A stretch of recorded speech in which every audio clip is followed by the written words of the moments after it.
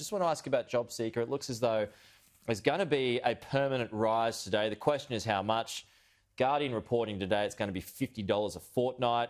Was never really good at maths, but that comes to about $4 nothing per day.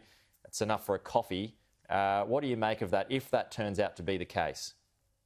Well, I think there is general consensus between the Reserve Bank Governor and the welfare community and business leaders all campaigned publicly over a long period saying, $40 a day is ridiculously low. People can't live on it because it hasn't moved for so long. But if there was only the $4 to $5 a day you're talking about, I think that will fall short of everybody's expectations, and it would be quite a blow to people who have to live on that. I know you couldn't live on it. I couldn't live on it. No parliamentarian could live on it.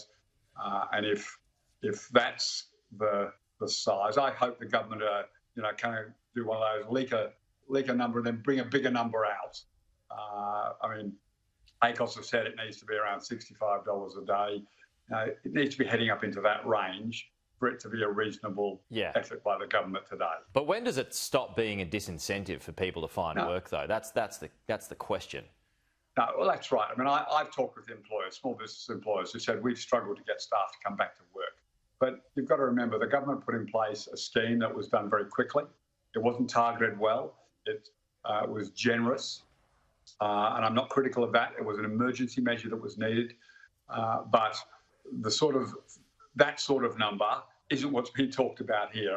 This idea that going from to up by $5 a day on a good day would suddenly stop people wanting to work. It's fanciful stuff, and the government should stop trying to confuse the debate.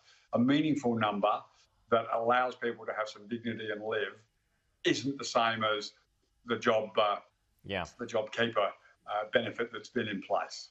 The Daniel Andrews, he is expected to be speaking live any moment, as a matter of fact, but he's pushing forward with the Royal Commission into Crown in Melbourne. Is that the right move? Look, I think the revelations we've seen, unfortunately, in Sydney inquiry have really thrown a light. Because you've got to remember, Sydney were only investigating whether they could have a licence to operate. Most of the stuff that's been exposed has actually been exposed in Victoria or Western Australia. So the Victorian government, I think, have got no choice but to go down this path, and they need to take a good hard look.